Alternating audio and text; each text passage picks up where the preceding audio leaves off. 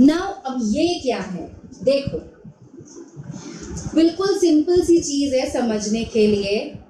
जब हम एक नॉन पोलर मॉलिक्यूल को लेते हैं, ठीक, इस नॉन पोलर मॉलिक्यूल के लिए पॉजिटिव और नेगेटिव चार्जेस के सेंटर्स ऑफ मास आपस में कोइंसाइड कर रहे हैं and hence there is no dipole movement initially, ठीक। Now what we do, we take a non-polar molecule, a non-polar dielectric, and we keep this molecule in an external electric field, let's say E naught. मैंने इसको एक external electric field E naught में रखा, ठीक। जैसे ही आप इस मॉलिक्यूल को एक एक्सटर्नल इलेक्ट्रिक फील्ड में रखोगे तो जो सेंटर्स ऑफ मास इन दोनों पॉजिटिव और नेगेटिव चार्जेस के आपस में कोइंसाइड कर रहे थे, अब इन दोनों के सेंटर्स ऑफ मासेस अलग अलग डायरेक्शन में सेपरेट होना स्टार्ट हो जाएंगे, ठीक। कैसे होंगे, देखो, जिस डायरेक्शन में अभी यहाँ पर इलेक्ट्रिक फील्ड है 0, अब यहाँ पर मैंने एक इलेक्ट्रिक फील्ड अप्लाई करा, ठीक। अब इलेक्ट्रिक फील्ड की डायरेक्शन हमेशा आपको याद ही है, ये प्लस से माइनस की तरफ होती है, राइट। तो जैसे ही आपने इस नॉन पोलर मॉलिक्यूल को एक एक्सटर्नल इलेक्ट्रिक फील्ड में रखा तो जो आपके पॉजिटिव चार्जेस का सेंटर ऑफ मास है वो आपका मूव करना स्टार्ट करेगा इन the direction of the electric field, right. क्यों ऐसा होगा, electric field plus two minus लग रही है, तो जो पॉजिटिव चार्ज का सेंटर ऑफ मास है वो नेगेटिव डायरेक्शन में जाएगा ना, अट्रैक्ट होगा नेगेटिव डायरेक्शन में। तो जब आप एक नॉन पोलर डाइलेक्ट्रिक को एक एक्सटर्नल इलेक्ट्रिक फील्ड में रखते हो तो जो पॉजिटिव चार्ज का सेंटर ऑफ मास है that starts moving, that starts pulling in the direction of the external electric field, right, towards the negative direction। और जो नेगेटिव चार्ज का यानी कि ये इधर जाएगा, ठीक, एंड जो आपका नेगेटिव चार्ज का सेंटर ऑफ मास है वो ऑपोजिट टू इलेक्ट्रिक फील्ड जाना शुरू करेगा, बिकॉज नेगेटिव चार्ज का सेंटर ऑफ मास है तो वो इलेक्ट्रिक फील्ड की जो पॉजिटिव डायरेक्शन है उधर की तरफ पुल होना स्टार्ट हो जाएगा, क्लियर। इसका मतलब जो सेंटर्स ऑफ मासेस पहले कोइंसाइड कर रहे थे अब वो दोनों सेपरेट हो गए हैं एक दूसरे से, एंड जैसे ही ये centres of masses of positive and negative charges separate हो जाते हैं एक दूसरे से, सो हम बोलते हैं that now your non polar molecule has been polarised, ठीक है। याद रखिएगा कि जैसे ही आपके पॉजिटिव और नेगेटिव चार्जेस के सेंटर्स ऑफ मासेस सेपरेट हो जाते हैं we say that the molecule has been polarised. Okay, next topic is non-polar and polar dielectrics. Okay, non-polar and polar dielectrics. Polar and non-polar, this you have already studied in your chemistry classes and हमने भी polar and non polar के बारे में first chapter में पढ़ा था, right. सो मैं quickly एक बार रिपीट कर देती हूं that every atom, right, every atom, it is composed of two things, positive charges, which is the nucleus, or I would say the proton, and negative charges. Right? Atom positive charges से बना है and negative charges भी है उसके अंदर. Clear? Positive charge है protons and negative charges है electrons. Now दोनों protons and electrons का center of charge and hence center of mass होगा. Right? Protons का अपना center of mass है, जबकि electrons का अपना center of mass है. सेंटर ऑफ मास हमने 11th क्लास में पढ़ा था, right? A point where the entire mass of the system is supposed to be concentrated, right? This is centre of mass. दोनों का अपना अपना सेंटर ऑफ मास है, ठीक? अगर पॉजिटिव और नेगेटिव चार्जेस के सेंटर्स ऑफ मास आपस में कोइंसाइड करें, ठीक है? Centre of mass of positive charges and centre of mass of negative charges, if they both coincide, then we get, बताइए, देन वी गेट, अगर दोनों के सेंटर्स ऑफ मास आपस में कोइंसाइड करें तो कौन सा है? Yes, then we get, correct, non polar molecule. ठीक है? अगर प्रोटॉन्स और इलेक्ट्रॉन्स, या मैं कहूं पॉजिटिव एंड नेगेटिव चार्जेस के सेंटर्स ऑफ मास आपस में कोइंसाइड करते हैं, then we get non polar molecules. Non polar molecules क्यों बोला जाता है? Because they have asymmetric in their shape. ठीक है? जैसे एग्जाम्पल क्या हो सकता है? हाइड्रोजन, नाइट्रोजन, कार्बन डाइऑक्साइड, ये सब आपके नॉन पोलर मॉलिक्यूल्स हैं.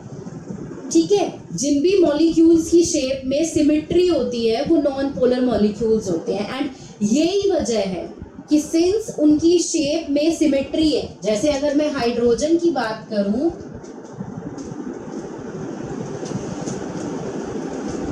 This is hydrogen, right? Same होते हैं, बिल्कुल सेम शेप, सेम एवरीथिंग के मॉलिक्यूल्स हैं, हाइड्रोजन ही है दोनों.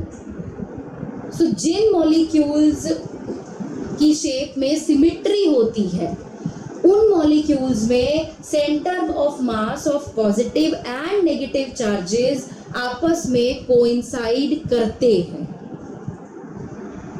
ठीक? अब ऐसे मॉलिक्यूल्स जिसमें centre of mass of negative and positive charges they do not coincide, these molecules are polar molecules. ठीक है? जिन मॉलिक्यूल्स में पॉजिटिव और नेगेटिव चार्जेस के सेंटर ऑफ मास आपस में कोइंसाइड ना करें वो पोलर मॉलिक्यूल्स हैं. पोलर मॉलिक्यूल्स जैसे वाटर, राइट, HCl, ये सब पोलर मॉलिक्यूल्स हैं. इन मॉलिक्यूल्स में सिमेट्री नहीं होती शेप में. क्लियर? जैसे अगर मैं वाटर की बात करूं, so this is hydrogen, this is hydrogen and we have an oxygen atom over here. तो इनमें आपस में सिमेट्री नहीं है. ये और थोड़ा पास बनाते हैं. They are not symmetric. ये अलग अलग होते हैं. हाइड्रोजन का अलग साइज है, ऑक्सीजन का अलग साइज है. So they are asymmetric in shape and hence they are polar molecules. तो जब भी हम polar molecules की बात करेंगे कि since polar molecules में center of masses आपस में coincide नहीं कर रहे, तो ऐसे molecules में पहले से ही जब आप कोई external field apply नहीं भी कर रहे हो तब भी ऐसे मॉलिक्यूल्स के पास कुछ परमानेंट डायपोल मूवमेंट होती है। याद रखिएगा, ये पोलर मॉलिक्यूल्स की हम बात कर रहे हैं, ठीक है। नॉन पोलर मॉलिक्यूल्स में क्या हो रहा था कि मान लो ये एक मॉलिक्यूल है, ये ही सेंटर ऑफ मास है पॉजिटिव चार्ज का, और ये ही सेंटर ऑफ मास है नेगेटिव चार्ज का। जब ऐसी सिचुएशन होती है, right, this is when the electric field is zero. अभी हमने कोई इलेक्ट्रिक फील्ड नहीं लगाई, तो दोनों के सेंटर्स ऑफ मास आपस में कोइंसाइड करते हैं। लेकिन अगर हम बात करें नॉन पोलर मॉलिक्यूल की, नॉन पोलर मॉलिक्यूल में जब आपने कोई इलेक्ट्रिक फील्ड नहीं लगाई, उस टाइम पर भी जो इनके सेंटर्स ऑफ मास है, पॉजिटिव का सेंटर ऑफ मास और नेगेटिव का सेंटर ऑफ मास, ये दोनों पहले से ही सेपरेट होते हैं। एंड हेंस इसी वजह से पोलर मॉलिक्यूल्स में पहले से ही कुछ परमानेंट डायपोल मूवमेंट होती है। ये सिचुएशन तब है जब हमने कोई भी एक्सटर्नल फील्ड अभी तक नहीं अप्लाई किया। अब हम एक्सटर्नल फील्ड को अप्लाई करना स्टार्ट करेंगे। हाँ जी, एंड ये पोलराइज्ड होने का मतलब है कि इस नॉन पोलर मॉलिक्यूल में एक डायपोल मूवमेंट डेवलप हो गई है। फिर से सुन लो, आपके पास एक नॉन पोलर मॉलिक्यूल है जिसमें पॉजिटिव और नेगेटिव चार्जेस के सेंटर्स ऑफ मास आपस में कोइंसाइड करते हैं जब आपने कोई भी एक्सटर्नल फील्ड नहीं लगाई। जैसे ही आपने इस नॉन पोलर मॉलिक्यूल को एक एक्सटर्नल इलेक्ट्रिक फील्ड में रखा, तो दोनों पॉजिटिव और नेगेटिव चार्जेस के सेंटर्स ऑफ मासेस सेपरेट होना स्टार्ट हो जाएंगे एंड हम कहेंगे कि मॉलिक्यूल पोलराइज्ड हो गया। ओके, नाउ अगर हम एक पोलर मॉलिक्यूल की बात करें, अब पोलर मॉलिक्यूल में ऑलरेडी एक परमानेंट डायपोल मूवमेंट है, राइट। पोलर मॉलिक्यूल्स में तो ऑलरेडी एक परमानेंट डायपोल मूवमेंट है। तो यहां पर क्या होगा, जब आप एक पोलर मॉलिक्यूल को एक एक्सटर्नल इलेक्ट्रिक फील्ड में रखोगे, ठीक, तब सिचुएशन कुछ अलग होगी। ठीक है, कैसे होगी? देखो, जब आपके पास एक पोलर मॉलिक्यूल है एंड उस पोलर मॉलिक्यूल को अभी हमने एक एक्सटर्नल फील्ड में नहीं रखा, तब क्या होगा, इस पोलर मॉलिक्यूल में जितनी भी डायपोल्स हैं, जो भी परमानेंट डायपोल्स क्रिएट हुई हैं, ठीक, माइनस प्लस, ये सारी आपस में रैंडमली ओरिएंटेड होती है। समझ आया? अगर आप एक पोलर मॉलिक्यूल लेते हो एंड उस पोलर मॉलिक्यूल को आप देखो, जब वो एक्सटर्नल इलेक्ट्रिक फील्ड आपने नहीं लगाई है, तो जितनी भी उसके अंदर छोटी छोटी परमानेंट डायपोल्स जो बनी हुई हैं, वो सारी की सारी रैंडमली ओरिएंटेड होती हैं। They all are randomly oriented. But जैसे ही आप इस पोलर मॉलिक्यूल को एक एक्सटर्नल इलेक्ट्रिक फील्ड में रख देते हो, you apply an external electric field, वैसे ही ये सारे के सारे जो आपके अंदर रैंडमली ओरिएंटेड डायपोल्स थे, ये अपने आप को सही तरीके से अलाइन कर लेंगे।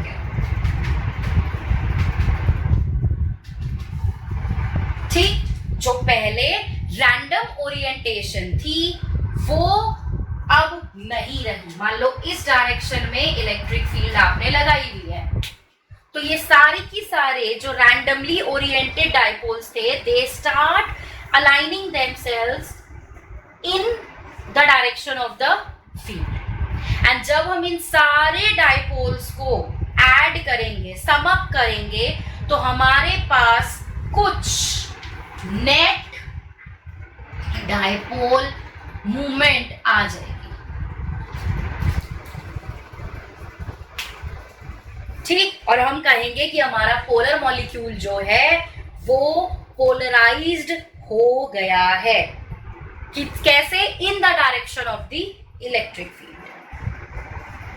ठीक, तो दोनों का बिहेवियर अलग है। नॉन पोलर मॉलिक्यूल में तो पहले से ही कोई डायपोल मूवमेंट नहीं है, ठीक, क्योंकि उसमें सेंटर्स ऑफ मास पॉजिटिव और नेगेटिव चार्जेस के आपस में कोइंसाइड कर रहे थे, तो उसमें तो है ही नहीं कोई भी डायपोल मूवमेंट। लेकिन आपने जब उसे एक एक्सटर्नल इलेक्ट्रिक फील्ड में रखा तो दोनों पॉजिटिव और नेगेटिव चार्जेस के सेंटर्स ऑफ मास आपस में सेपरेट हो जाते थे and in the direction of the electric field there was a dipole movement created, right? But polar molecule में क्या है? पोलर मॉलिक्यूल में पहले से ही परमानेंट डायपोल मूवमेंट है, क्योंकि एक पोलर डाइलेक्ट्रिक में जो पॉजिटिव और नेगेटिव चार्जेस के सेंटर्स ऑफ मासेस हैं वो ऑलरेडी सेपरेटेड होते हैं, तो वो पहले से ही एक डायपोल मूवमेंट अपनी बना के रखते हैं। बट इलेक्ट्रिक फील्ड की एब्सेंस में ये सारी की सारे डायपोल्स रैंडमली ओरिएंटेड होते हैं। तो रैंडमली ओरिएंट होने की वजह से कोई भी net dipole movement in molecules में नहीं बनता। लेकिन जैसे ही आप एक पोलर मॉलिक्यूल को एक इलेक्ट्रिक फील्ड में रखते हो तो ये सारे के सारे रैंडमली ओरिएंटेड जो डायपोल्स थे ये सब अपने आप को along the external electric field align कर लेते हैं। एंड जब इन सारे डायपोल्स को हम सम अप करेंगे तो हमारे पास एक नेट डायपोल मूवमेंट क्रिएट हो जाता है एंड हम कहेंगे कि हमने एक पोलर मॉलिक्यूल को भी पोलराइज्ड कर दिया। So this is dielectric polarisation, how a non polar dielectric and a polar dielectric is getting polarized। आप कैसे इन दोनों डाइलेक्ट्रिक्स को पोलराइज कर रहे हो, कैसे आप इन दोनों में डाइपोल मूवमेंट क्रिएट कर रहे हो। क्लियर है? बताइए, किसी को कोई डाउट यहां तक? बोलो बेटा, ये प्रोसेस समझ आ गई?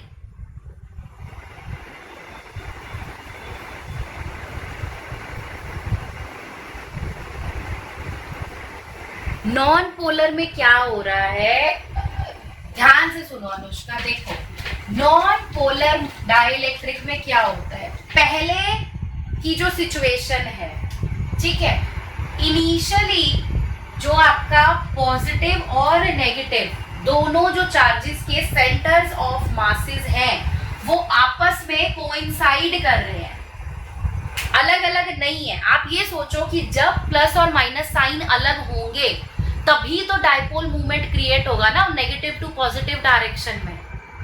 फिलहाल ये दोनों अलग अलग नहीं है, दोनों के सेंटर्स ऑफ मासेस आपस में कोइंसाइड करते हैं। ये तब है जब कोई भी एक्सटर्नल फील्ड मैंने नहीं अप्लाई किया है। पर जैसे ही हम इस मॉलिक्यूल को एक एक्सटर्नल फील्ड में रखते हैं, मान लो इस डायरेक्शन में आपको एक एक्सटर्नल फील्ड लगा रहे हो, ठीक, प्लस टू माइनस ही लगती है एक्सटर्नल फील्ड,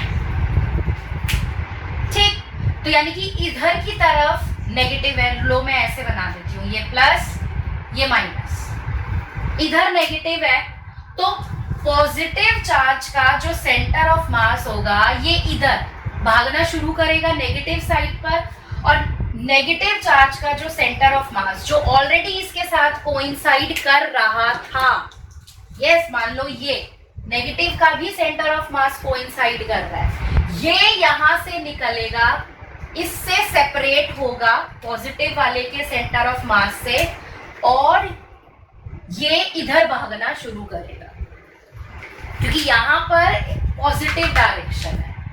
आपने दोनों चार्जेस के सेंटर्स ऑफ मासेस को सेपरेट कर दिया है एक एक्सटर्नल फील्ड लगाकर। एक्सटर्नल फील्ड लगी तभी दोनों के सेंटर्स ऑफ मास अलग अलग हुए। अब ये सिचुएशन क्रिएट हो गई है, माइनस और प्लस अब अलग अलग हो गए हैं। तो माइनस और प्लस अलग अलग होते ही नेगेटिव टू पॉजिटिव डायरेक्शन में एक डाइपोल मूवमेंट क्रिएट हो गया। तो हमने अपने नॉन पोलर डाइइलेक्ट्रिक को पोलराइज्ड कर दिया, हमने उसे पोलराइज कर दिया, उसके अंदर एक डाइपोल मूवमेंट इंड्यूस कर दिया। ठीक, पोलर मॉलिक्यूल्स में ऑलरेडी डाइपोल मूवमेंट होता है, पहले से ही होता है, क्योंकि वहां पर दोनों चार्जेस के नेगेटिव, दोनों पॉजिटिव नेगेटिव चार्जेस के सेंटर्स ऑफ मासेस पहले से अलग होते हैं। नॉन पोलर में हमने अलग किया, पोलर में ऑलरेडी अलग होते हैं, लेकिन अलग होने के बाद भी सारे डाइपोल्स रैंडमली ओरिएंटेड होते हैं। रैंडम ओरिएंटेशन की वजह से सब आपस में कैंसिल हो जाते हैं, एंड कैंसिल होने पर कोई भी नेट डाइपोल मूवमेंट नहीं बचता उनके पास। लेकिन जैसे ही आप पोलर मॉलिक्यूल को भी इलेक्ट्रिक फील्ड में रखते हो तो तब वो सारी की सारी डाइपोल्स अपने आप को इलेक्ट्रिक फील्ड की डायरेक्शन में अलाइन करना स्टार्ट कर देती हैं। एंड अलाइन करते ही जैसे ही हम उन सारी डाइपोल्स को ऐड करेंगे, हमारे पास एक नेट डाइपोल मूवमेंट आ जाता है। तो यहाँ पे भी हमने पोलर मॉलिक्यूल को पोलराइज्ड कर दिया, उसमें एक नेट डाइपोल मूवमेंट इंड्यूस कर दिया। So, in the previous class, we were discussing dielectric polarization. Yes? And we discussed that the two types of dielectrics. नहीं आ रही, एक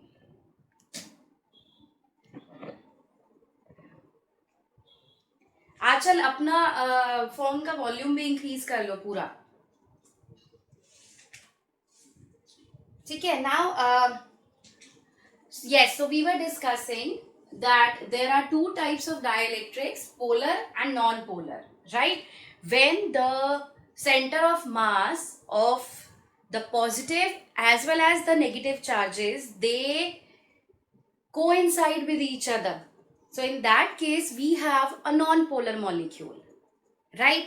So since the center of masses of both are overlapping, so a non-polar molecule does not have any dipole moment, right? And but when we place a non-polar molecule in an external electric field, then the center of masses, then the positive and the negative charges, they separate out at a distance, thereby resulting in the production in inducing a dipole moment. And hence we say that the non-polar molecule has been polarized. Yes?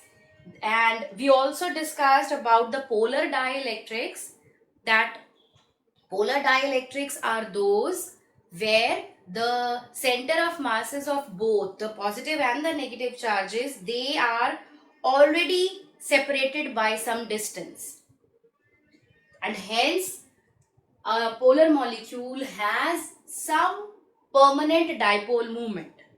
But all the dipoles, they are randomly oriented, they are randomly organized in a polar molecule. Hence the net dipole moment is 0.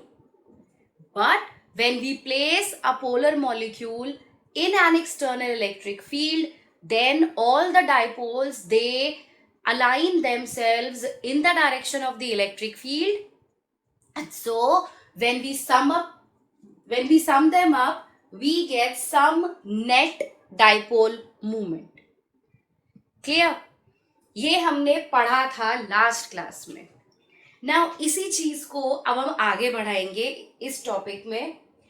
हमने कहा कि जैसे हर एक polar molecule जो है वो एक tiny dipole movement develop कर लेगा in the direction of the field, right.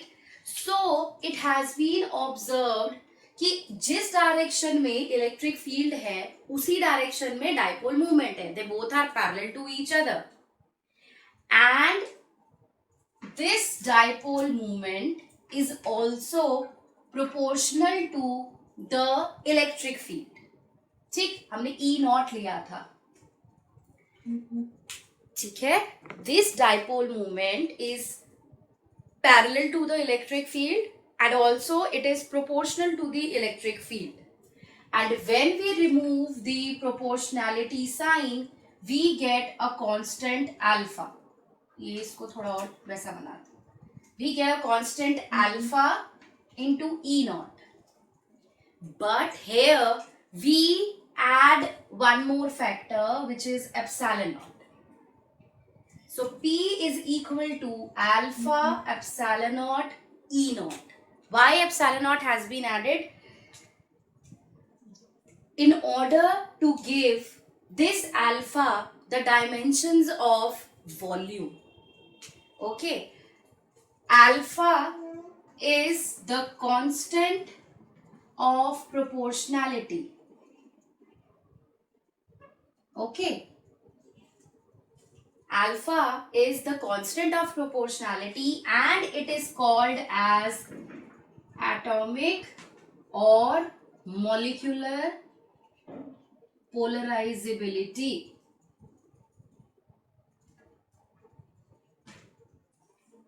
ठीक, जो हमने कहा कि भाई एक पोलर मॉलिक्यूल में एक टाइनी डाइपोल मूवमेंट डेवलप हो गई है. So that dipole movement will be parallel to the electric field and also proportional to the electric field.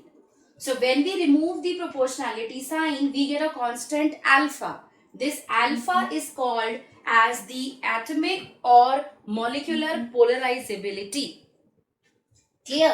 And I was talking about this epsilon naught. This is absolute electrical permittivity in free space, right? Now this epsilon naught has been added over here to give alpha the dimensions of volume. Alpha को volume की dimensions देने के लिए हमने यहाँ पर epsilon not add किया है. ठीक, कैसे? आप अल्फा की डायमेंशंस निकाल कर देखो, करके देखो. ठीक है, हाँ, तो हम डिस्कस कर रहे थे कि कांस्टेंट ऑफ प्रोपोर्शनैलिटी का क्या मतलब है. सो जब आप ये प्रोपोर्शनैलिटी का साइन हटाते हो, हमने पढ़ा है कि हमेशा इक्वल टू आता है और एक कांस्टेंट आता है. जो भी कांस्टेंट आता है उसको कांस्टेंट ऑफ प्रोपोर्शनैलिटी बोलते हैं, right. So alpha is the constant of proportionality. इसका नाम है एटॉमिक और मॉलिक्यूलर पोलराइजेबिलिटी. ये आपको क्या बता रहा है? ये आपको बस ये बता रहा है कि अगर मेरे पास कोई पोलर एटम या पोलर मॉलिक्यूल है, उस मॉलिक्यूल को कितना पोलराइज हम कर चुके हैं या वो मॉलिक्यूल कितना पोलराइज हो गया है, that is explained by alpha. ठीक, यस एग्री, राइट. एंड इसीलिए हमने यहाँ पर एप्सिलॉन नॉट को ऐड किया है सो दैट हम अल्फा को वॉल्यूम की डायमेंशंस दे सके. बिकॉज हमें एक मॉलिक्यूल को जो पोलराइज करना है that has to be throughout its volume, right. तो अगर मैं यहाँ से इस अल्फा की डायमेंशंस कैलकुलेट करके आपको दिखाऊं तो क्या आएगा? देखो, alpha is P upon epsilon not E not, right. So dimensions of P upon dimensions of epsilon naught into dimensions of E, ये अगर हम निकालें तो डाइपोल मूवमेंट का यूनिट क्या होता है? Coulomb metre, correct. Epsilon naught का यूनिट क्या होता है? कूलम स्क्वायर पर न्यूटन पर metre square. yes, and electric field is newton पर कूलम, फोर्स अपॉन चार्ज ही होता है इलेक्ट्रिक फील्ड। तो इन सबको जब आप सॉल्व करोगे तो देखो क्या होगा, यहां पर ये न्यूटन कैंसिल हो गया, राइट। कूलम स्क्वायर, एक ये रहा एक ये रहा, ये कूलम स्क्वायर कैंसिल हो गया। मीटर -2 बचा, ये ऊपर जाएगा तो ये क्यूब हो जाएगा, राइट। सो अल्फा की डायमेंशंस हमने वॉल्यूम वाली रखनी है, इसीलिए हमने यहाँ पर एप्सिलॉन नॉट को इंट्रोड्यूस किया है। जो ये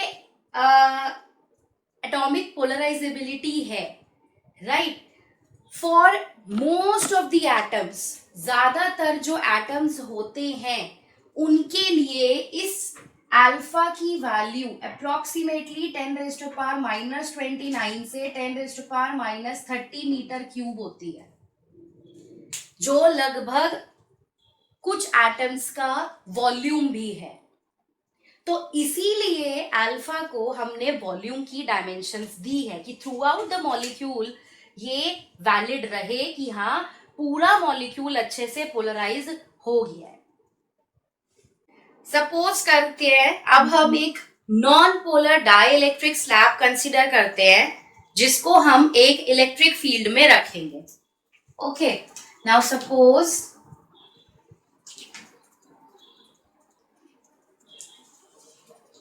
this is an electric field और इसके अंदर मैंने ये एक नॉन पोलर डाइइलेक्ट्रिक स्लैब रखा हुआ है।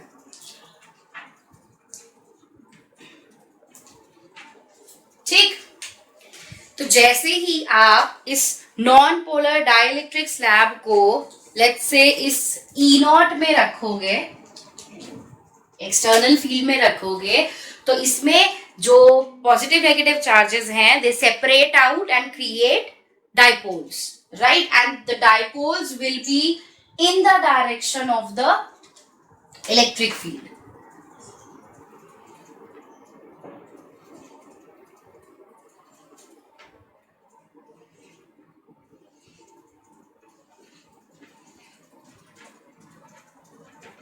So these are the dipoles which are aligned along the electric field, okay?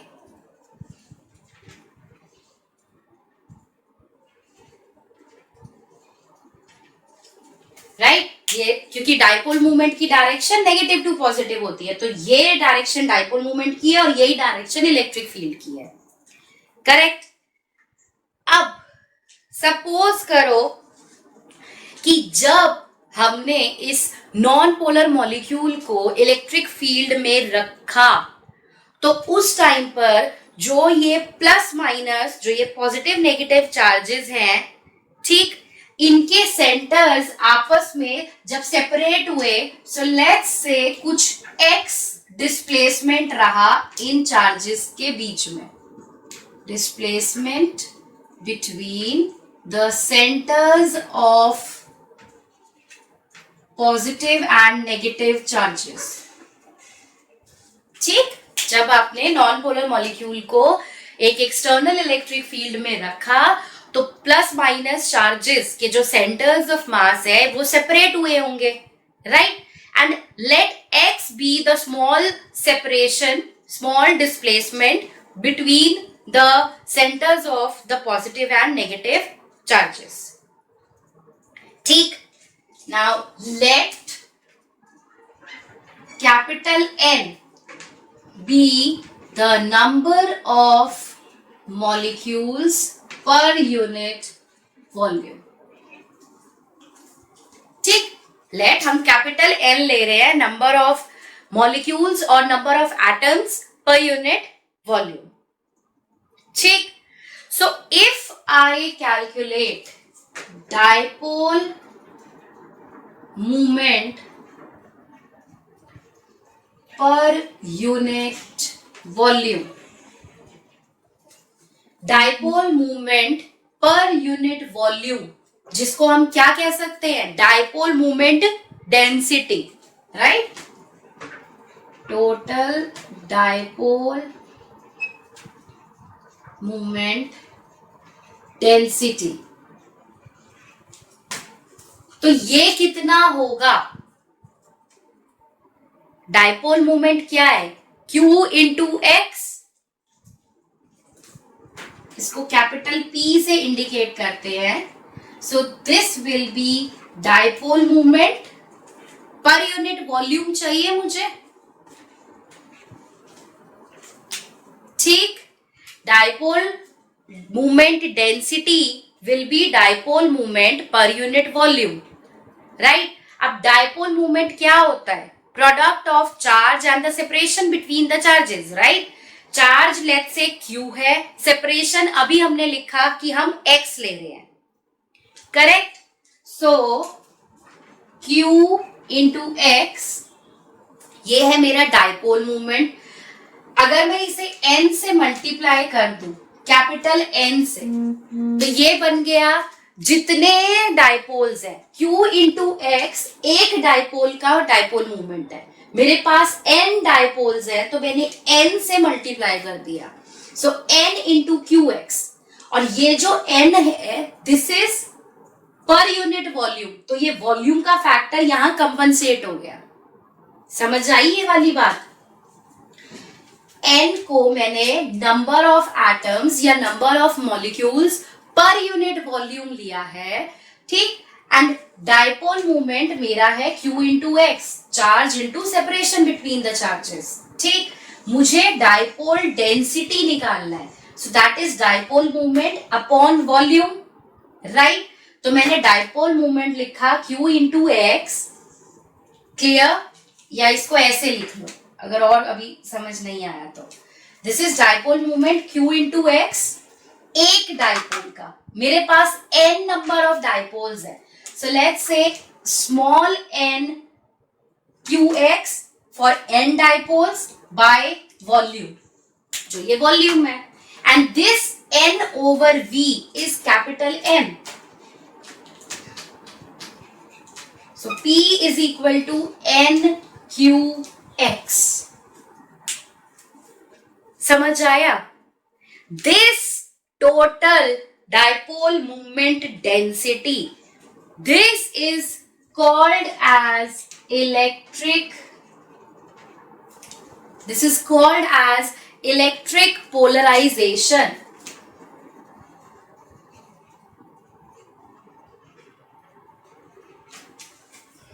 समझ आया? पीछे जो अभी पढ़ा था वो पोलर मॉलिक्यूल के लिए था, अब यहां पर हमने एक नॉन पोलर डाइलेक्ट्रिक स्लैब लिया है ABCD, जिसको हमने एक एक्सटर्नल इलेक्ट्रिक फील्ड E0 में रखा है, ठीक। जैसे ही आपने इस नॉन पोलर डाइलेक्ट्रिक को इलेक्ट्रिक फील्ड में रखा, ये सारे पॉजिटिव नेगेटिव चार्जेस जो है इनके सेंटर्स ऑफ मासेस सेपरेट हो जाएंगे। Let the separation between the centers of positive and negative charges be x, ठीक। मैंने कैपिटल N लिया नंबर ऑफ मॉलिक्यूल्स पर यूनिट वॉल्यूम, ठीक। अब डायपोल मूवमेंट क्या होगा? Dipole movement is Q into x, charge into the separation between the charges, तो वो हो गया Q इंटू एक्स, ठीक। N डायपोल्स है इसके अंदर, तो मैंने n q इंटू एक्स लिखा, अभी इसको भूल जाओ, n q x लिखा, ठीक। ये हो गया मेरा dipole movement for n dipoles. Now अगर मुझे डायपोल मूवमेंट डेंसिटी निकालना है तो मैं डायपोल मूवमेंट को वॉल्यूम से डिवाइड कर दूं, वही किया है मैंने। सो n q x मेरा डायपोल मूवमेंट था for n dipoles divided by volume, and n upon v, अभी हमने कैपिटल N माना, नंबर ऑफ मॉलिक्यूल्स पर unit volume. So P, capital P is equal to n q x। Capital P is called as the total dipole moment density, or it is also called as electric polarization। ये electric polarisation आपको ये बताएगा कि मैं एक die electric को कितने extent तक पोलराइज कर सकती हूं। राइट, जैसे उधर अल्फा था, यहाँ पर ये है, राइट। हाउ मच और to what extent I can polarize a dielectric slab. This is measured by electric polarization. क्या किया है हमने एक इलेक्ट्रिक फील्ड ली है, एक एक्सटर्नल इलेक्ट्रिक फील्ड है E नॉट। इस एक्सटर्नल इलेक्ट्रिक फील्ड के अंदर हमने एक ABCD dielectric non polar dielectric slab को रखा है।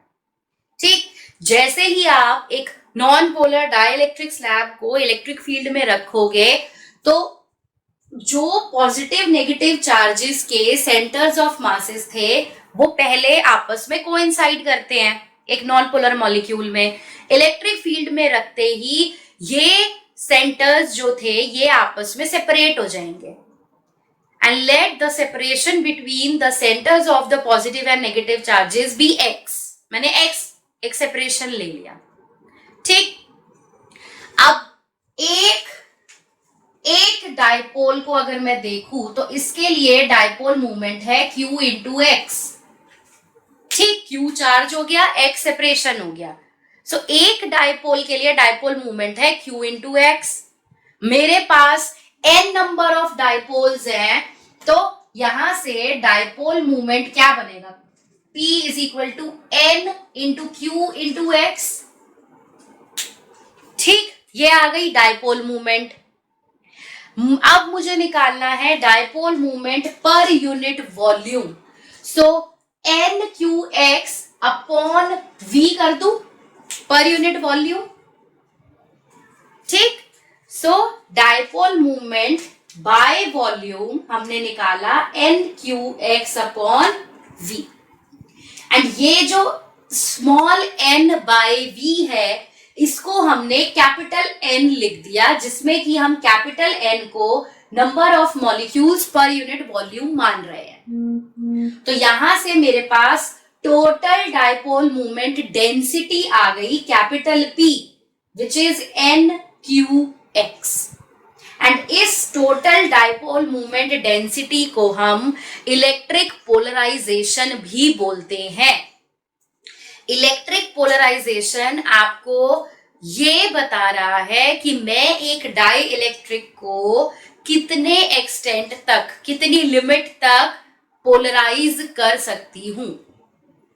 मेरे को अगर एक डाई इलेक्ट्रिक स्लैब दे दी जाए और मुझे बोला जाए कि जरा इसको पोलराइज करो, तो मैं क्या करूंगी, उसे इलेक्ट्रिक फील्ड में रख के पोलराइज करना स्टार्ट करूंगी।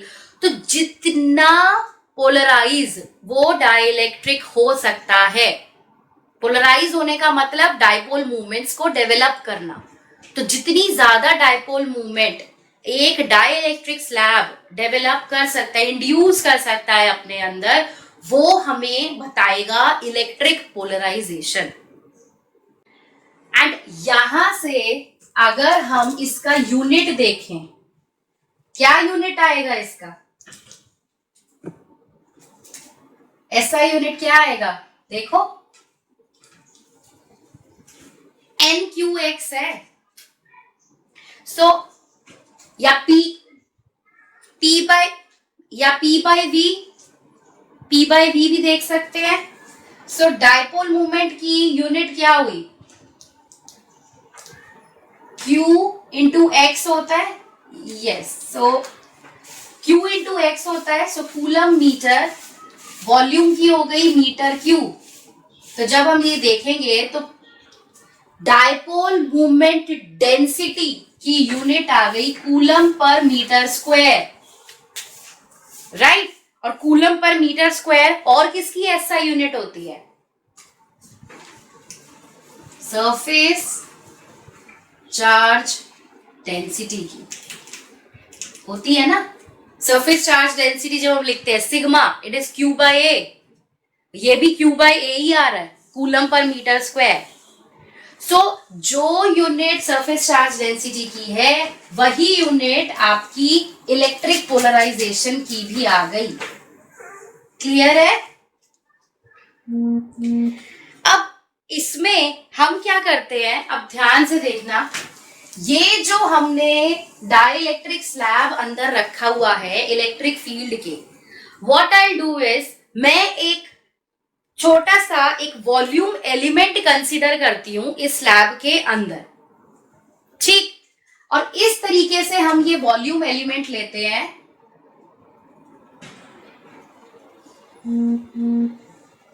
कि आउटर मोस्ट साइड पर ये वॉल्यूम, ये जो रेड से मैंने डॉटेड लाइन बनाई है, इतना वॉल्यूम कंसीडर किया, ठीक, कि ये इस वाले डाइपोल का negative side on the surface A B बाहर रहे और positive charge C D side पर बाहर रहे, ठीक।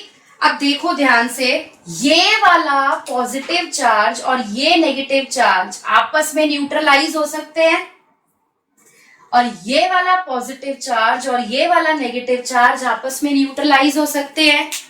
लेकिन जो ए बी सरफेस की तरफ नेगेटिव चार्ज है और सी डी सरफेस की तरफ पॉजिटिव चार्ज है, ये दोनों अनन्यूट्रलाइज्ड रह जाएंगे अगर सिर्फ हम उस वॉल्यूम की बात करें तो। समझ आया भाई? एक पूरी बड़ी स्लैब है, इस पूरी बड़ी स्लैब के अंदर मैंने छोटा सा एक वॉल्यूम कंसीडर करा। इस वॉल्यूम के अंदर जो चार्जेस हैं वो आपस में न्यूट्रलाइज हो रहे हैं, लेकिन इस वॉल्यूम के बाहर जो चार्जेस है, यहां पर नेगेटिव रह गया इधर और इधर पॉजिटिव रह गया, ये आपस में न्यूट्रलाइज नहीं हो पाएंगे, करेक्ट। तो ये जो चार्जेस आपस में न्यूट्रलाइज नहीं हो पाए, इन चार्जेस को हम बोलते हैं इंड्यूस्ड चार्जेस, इंड्यूस्ड चार्जेस, या इन चार्जेस को बोलते हैं पोलराइजेशन चार्जेस।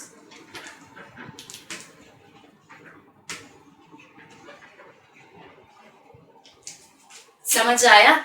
हमने क्या किया, हमने डाइलेक्ट्रिक स्लैब के अंदर छोटा सा एक वॉल्यूम कंसीडर किया। इस वॉल्यूम एलिमेंट में जितने चार्जेस अंदर थे वो सब आपस में न्यूट्रलाइज हो जाएंगे। क्यों? क्योंकि इस प्लस को ये नेगेटिव न्यूट्रलाइज कर देगा, इस प्लस को ये नेगेटिव न्यूट्रलाइज कर देगा।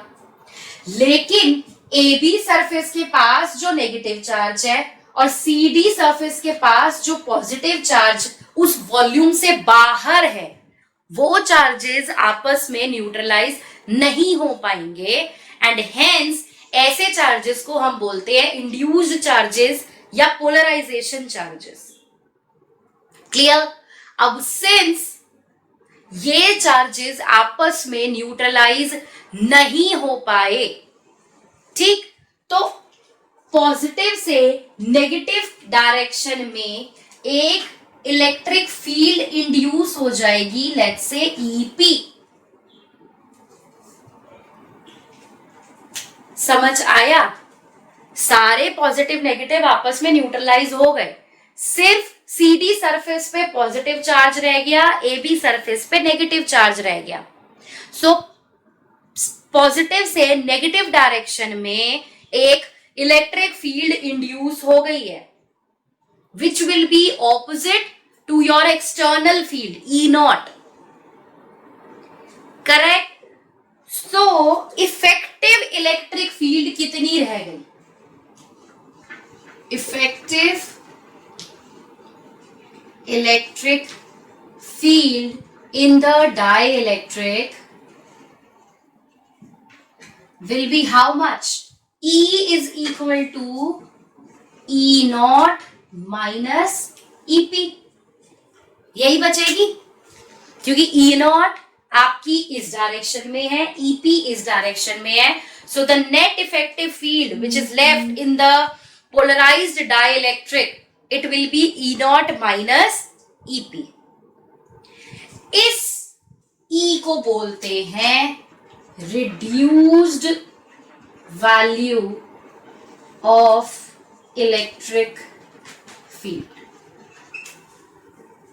तो ये क्या हुआ, ये क्या हम यहां से कंक्लूड कर सकते हैं कि जब भी आप एक non polar dielectric slab को एक इलेक्ट्रिक फील्ड में रखते हो तो सबसे पहले उस नॉन पोलर डाइलेक्ट्रिक स्लैब में डाइपोल मूवमेंट इंड्यूस होता है एंड वहां से हम डाइपोल मूवमेंट डेंसिटी कैलकुलेट कर सकते हैं जिसे हम बोलेंगे इलेक्ट्रिक पोलराइजेशन।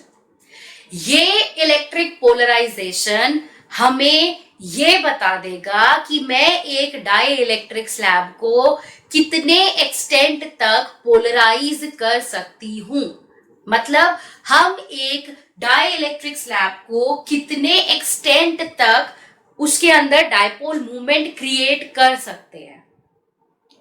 ठीक, अब इस चीज को समझने के लिए कि चलो ठीक है हमने डाइपोल मूवमेंट क्रिएट कर दिया, अब इलेक्ट्रिक फील्ड का क्या, हमने क्या किया, हमने एक स्लैब के अंदर एक छोटा सा वॉल्यूम एलिमेंट कंसीडर किया, जितने भी चार्जेस उस वॉल्यूम एलिमेंट के अंदर आए they all got neutralised among themselves. बस ए बी सरफेस पे नेगेटिव चार्ज छूट गया और सी डी सरफेस पे पॉजिटिव चार्ज बच गया, बाकी सब आपस में न्यूट्रलाइज हो गए हैं। तो अब ये प्लस माइनस जो बच गए ये एक इलेक्ट्रिक फील्ड सेटअप कर देंगे inside the dielectric slab from CD to AB। Positive to negative ही जाएगी इलेक्ट्रिक फील्ड, राइट।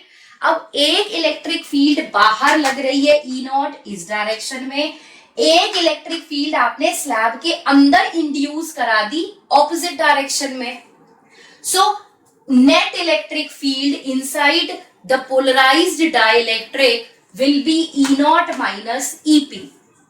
यानी कि जो आपको अब नेट इलेक्ट्रिक फील्ड मिली है वो कुछ कम मिली है, hence the name reduced value of electric field. Clear? And ये जो EP हमने लिखा है, this EP is what? E is sigma by epsilon not, यही फॉर्मूला होता है। बट सिंस डाइलेक्ट्रिक स्लैब है made up of non-polar molecules, so we have sigma by epsilon. Now sigma can be written as Q by A, correct? Q by A। और अभी हमने पीछे लिखा कि टोटल डाइपोल मूवमेंट डेंसिटी जो हमने निकाला था उसका SI यूनिट सिग्मा वाला ही आया था, तो सिग्मा की जगह पर मैं इसको P बाय एप्सिलॉन भी लिख सकती हूँ, total dipole movement density by epsilon. ये जो हमने इलेक्ट्रिक फील्ड निकाल लिया, राइट, इसमें if I take the ratio of external electric field to the reduced value of electric field, this is equal to K, capital K, the ratio of external electric field to the reduced value of electric field. This is constant for a particular material. याद रखना, the ratio of the external electric field to the reduced value of electric field is constant for a particular material, and this constant K is called as dielectric constant. Just remember this, ठीक है? This is called as the dielectric constant of the material of the slab that you are using. अब छोटी सी चीज और, हमने बोला अभी पीछे वाले टॉपिक में that your electric polarization P is directly proportional to electric field. हमने ये उसमें बोला था, sorry, dipole movement is proportional to E, right? Non-polar में P is directly proportional to E. The electric polarizability or the electric polarization is directly proportional to the reduced value of electric field. And when we remove this proportionality sign, we get a constant, ये इसको बोलते हैं काई, CHI, काई। ठीक है, x जैसा ही है ये, पर x नहीं है। काई इंटू ई आएगा, और हमने एप्सिलॉन को इंट्रोड्यूस किया यहां पर भी। ठीक, दिस कांस्टेंट काई is the constant of proportionality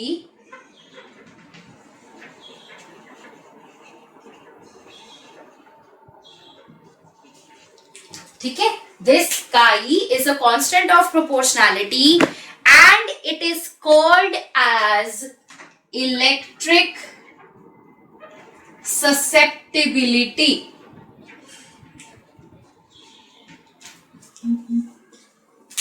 electric susceptibility, electric susceptibility आपको एक डाई इलेक्ट्रिक का बिहेवियर बताता है। It tells about the behaviour of a dielectric. Behaviour का मतलब है कि मैं अगर एक माइका का डाई इलेक्ट्रिक रखूं इलेक्ट्रिक फील्ड में, तो वो अलग तरीके से पोलराइज होगा। अगर मैं माइका की जगह मान लो एक पेपर का डाइलेक्ट्रिक रख दूं बीच में, तो वो अलग तरीके से पोलराइज होगा।